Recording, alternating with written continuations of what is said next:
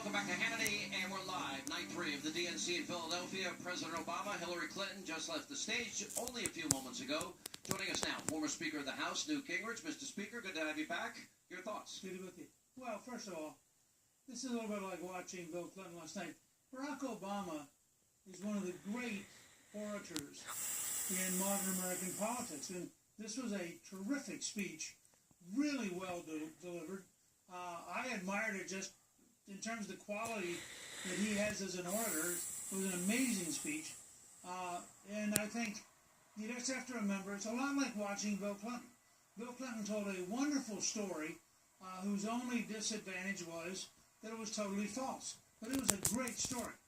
Barack Obama tonight, the man who promised you could keep your doctor, the man who promised you nobody would lose their insurance, the man who promised you that we'd be out of Iraq, we'd be out of Afghanistan. He's right. He's the most articulate, I think in some ways, more effective than Bill Clinton at just sounding terrific. And of course, this particular crowd, his left-wing enthusiasts, absolutely loved the speech. Did it help Hillary? Oh, in the long run, I doubt it. I mean, in the end, she is Hillary. She can't get away from being Hillary. And in the end, all of these nice things are going to fall apart because she's Hillary. You know, the amazing thing to me is, I guess we live in an alternate universe, and I look at this as sort of an Alice in Wonderland version of America. He views Donald Trump telling the truth, that millions more are in poverty and on food stamps and out of the labor force, and we have so many Americans suffering, and we doubled the debt, and then we talk about Egypt and Iraq and Syria, and he bragged about the Iranian deal tonight. I was kind of interested in that comment. That took me a little by surprise, and he bragged about a lot of other things that didn't necessarily pan out to be true. Yes, this crowd believes it, though. This crowd, for whatever reason, believes it. Look, one of the things that the left has going for it is that the White House press corps, when they deal with the president on the left, tends to be totally tame. For example, I don't remember a single White House reporter ever saying to the president, "To what responsibility do you feel for 3,400 people being killed in Chicago since you were elected? To what extent, as president, in terms of your hometown, do you feel some obligation or some responsibility?" I don't remember anybody ever saying to him, before you and Hillary decided to destroy Gaddafi, there was a viable country. It's now collapsed totally. To what extent do you feel accountable for that? You can go down item after item where the White House press corps basically rolls over. They're like little puppy dogs. You pat them on the head and they leave. But the fact is, these people are allowed to live in an alternative world in which a priest was not killed this morning, did not have his head cut off by ISIS. The world's not really dangerous. Syria is doing fine. Iraq's doing fine. Afghanistan is doing fine. If only Donald Trump wouldn't talk about crime, we wouldn't have all this increase in murder rates. And therefore, it's always the Republicans' fault, because if it was the fault of the current people, they would feel really bad. All right, so here we have a case. I want to go to this Donald Trump controversy. I'm going to play some of the media's insane commentary. I know you're like, now here's the funny part. So they're saying, oh my gosh, Donald Trump is actually encouraging an enemy of the United States to commit sabotage against America. But the only problem with their argument is Donald Trump's talking about 30,000 emails that were deleted and a server that no longer exists. And the way it has been spun by the media, first I'll play his comments, then I'll play some of the insane media reaction to this, and you're already laughing. It is, if the server doesn't exist and the email doesn't exist, how could he begin encouraging Vladimir Putin to sabotage and have cyber warfare against America? Watch this. I have nothing to do with Putin. I've never spoken to him. I don't know anything about him other than he will respect me. He doesn't respect our president. And if it is Russia, which is probably not, nobody knows who it is, but if it is Russia, it's really bad for a different reason, because it shows how little respect they have for our country when they would hack into a major party and get everything. But it would be interesting to see. I will tell you this. Russia, if you're listening, I hope you're able to find the 30,000 emails that are missing. I think you will probably be rewarded mightily by our press. To have a nominee say he hopes Russia has access to these, and these aren't just like play emails, these are from the State Department. I think that is extraordinary. A presidential candidate is inviting a hostile intelligence agency to penetrate the systems of the United States, commit cyber espionage for his own personal benefit politically. This is a crisis, and it's going to have to be investigated. You know, I've run out of words to express, you know, my shock and how completely beyond the pale that Donald Trump is as a potential leader of the free world, the commander-in-chief of our country. This was truly beyond the pale. I mean, it's honestly, and I know I'm partisan in this, clearly, but it's honestly almost treasonous. Mr. Speaker, you can't penetrate a server that no longer exists or emails that have been deleted, as she deleted them.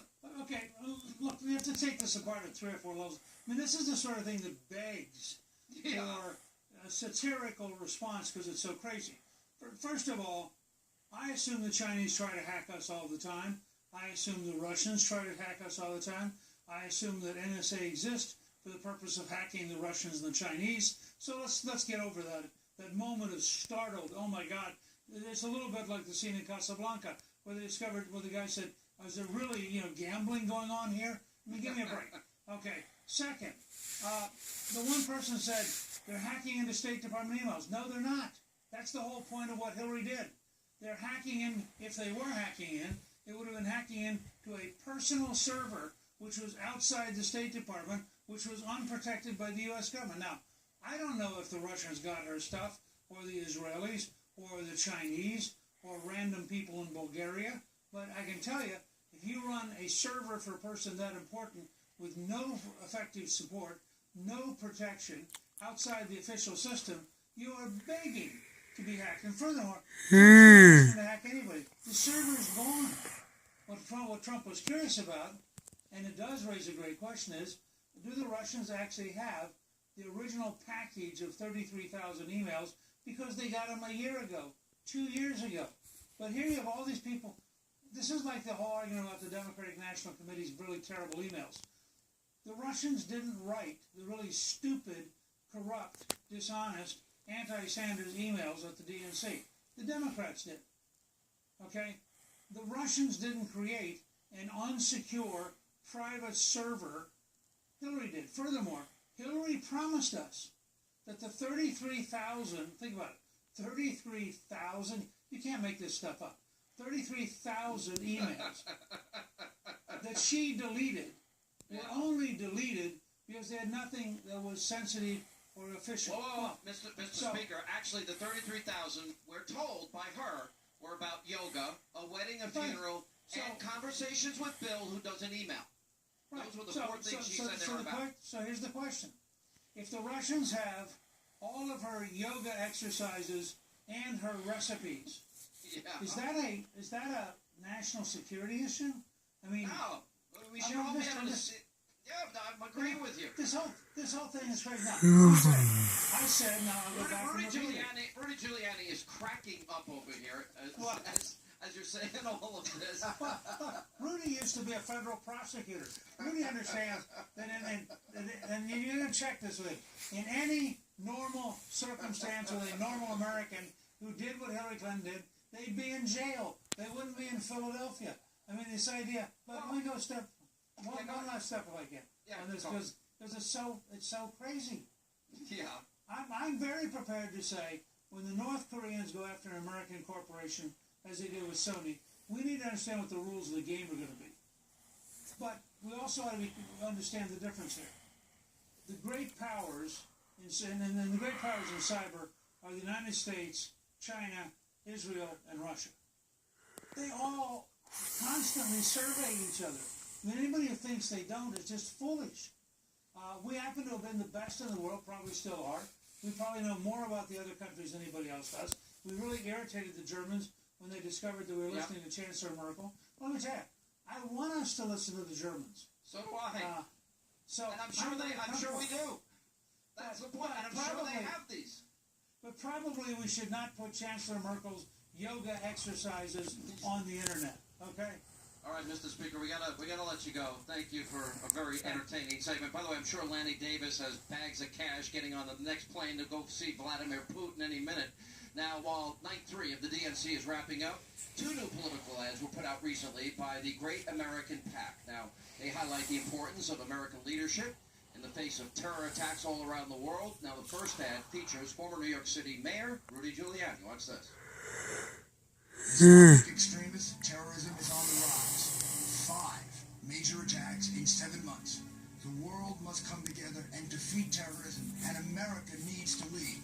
Yet President Barack Obama and Hillary Clinton just want to stay the course. We simply cannot continue down this path of failed leadership. America's leadership can and must be better. And with Donald Trump as president, it will be. Now, the second ad features Dorothy Woods. She is the widow of Navy SEAL hero Ty Woods. Remember, he was killed in Benghazi while trying to save American lives. Watch this. My husband, Ty Woods, was a Navy SEAL and a fierce patriot. He was killed during the attack in Benghazi while saving American lives under the charge of our State Department. When Hillary Clinton was challenged by Congress on who was to blame for the attack, her response was a disgrace. The fact is, we had 4 dead Americans. Was it because of a protest, or was it because of guys out for a walk one night who decided they'd go kill some Americans? What difference at this point does it make? The difference is while most families are reunited, some make the ultimate sacrifice. The difference is having accountability. The difference is being truthful to the American people. We need a leader who tells it like it is, who will have our backs. A leader we can trust to tell the truth. That leader is Donald Trump. And joining us now, former New York City Mayor Rudy Giuliani, and the widow of Ty Woods, Dorothy Woods, is with us. Dorothy, so nice to see you. Thank you. It was you an very honor. much. I got to meet you recently and have you on my radio program. This is a powerful personal ad. Tell us how it came to fruition. Well, thank you for having me, Sean. The ad came to fruition. I aligned myself with the Great America PAC.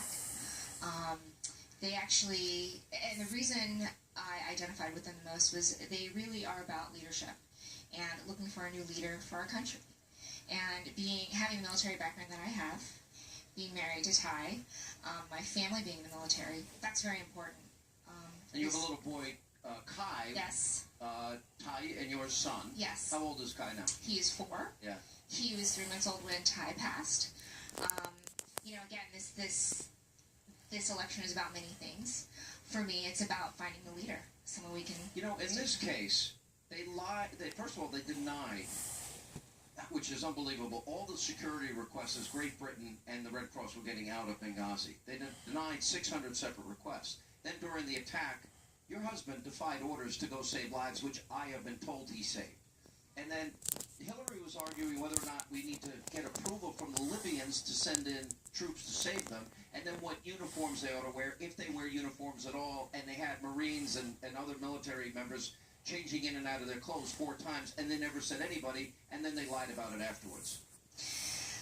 It's unfortunate, and, to kind of go back, first I want to thank, Congressman Gowdy for his committee, the work that they did. They did a great job. They did a great job.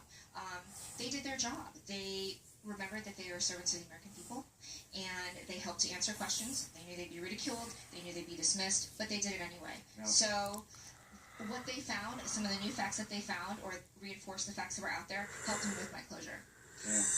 By the way, I got to tell people, I spent some time with you, what an incredibly strong woman you are. No, seriously. People that go through such difficulties like this, some never come back. And I've now talked to you a number of times, and it's inspiring how strong you are. Let me bring in Mayor Giuliani for a second. Mr. Mayor, are you in the cybersecurity business a little bit too? For 13 years, yes. And what are the odds? First of all, what is your reaction to how stupid the liberal media is? You could see how I was You were laughing. First of all... David Gregory? I mean, is he serious? No. I believe that's true. First of all, the story here is her extreme carelessness in the way in which she handled national security information. That's the real story. Because nobody could have hacked it if she had been careful, right? Right. The fact is that there's a pattern here. She is completely irresponsible and reckless about national security.